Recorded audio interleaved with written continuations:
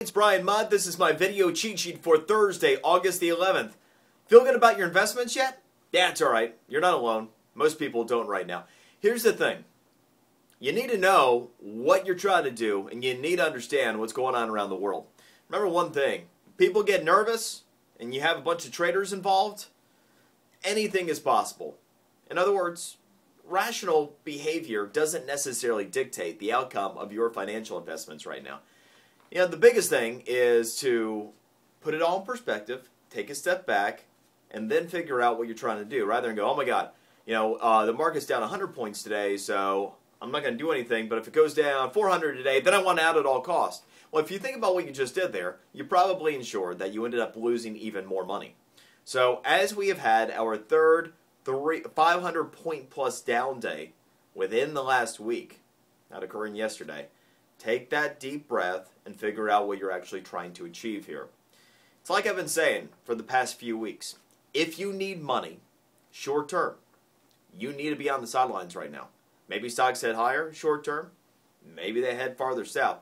The bottom line is you can't count on it because a lot of the behavior that's happening day to day right now is not based on sound financial estimates regarding companies. It's simply based upon emotion and reaction of what's going on around the world. The biggest trigger yesterday was what was going on in Europe.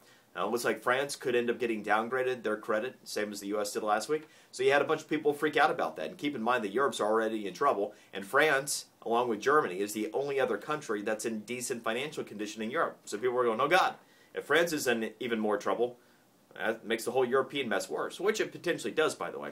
So the companies you saw suffer the most yesterday, banks, especially those that have exposure to what's going on in Europe, that's going on in France. Some companies, and you might find this hard to believe, actually performed well yesterday. Keep in mind that the companies I continue to advocate, if you are going to stay in the market, are companies that are growing top line, that means growing revenue year over year, that have more cash than debt. Remember, all of the problems here are debt problems.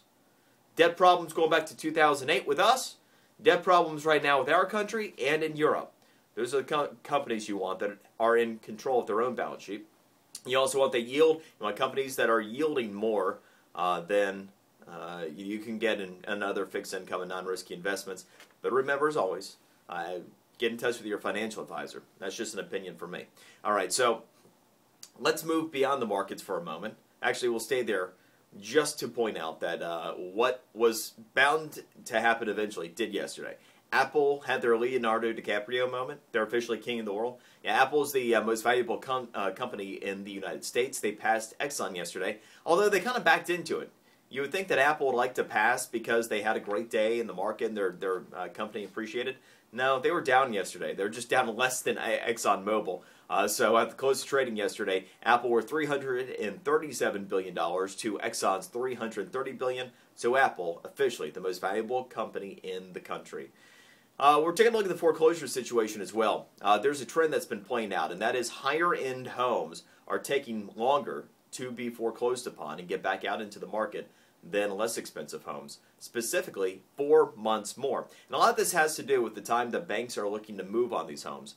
It's taking 657 days, you do the math on that, for a high-end home to work its way through the foreclosure process into auction. And ultimately, it's because there's more demand for less expensive homes, so banks are moving on those quicker because they know they can find buyers for those homes. And the debate tonight in Iowa. All right, so the polling data going into it suggests that this is going to be extremely important, not only because Rick Perry is going to be jumping in this race on Saturday, though it looks like he's going to avoid the debate tonight, but ultimately because Mitt Romney still is pulling ahead, but only by a couple points, and even he still is in the low 20s. Michelle Bachmann not far behind, Rick Perry not far behind in the polling. So you saw Tim Pawlenty blow the first debate. That really has hurt him since. I think what happens tonight has huge implications going forward in the political process. That is the cheat sheet for today. We shall see you tomorrow.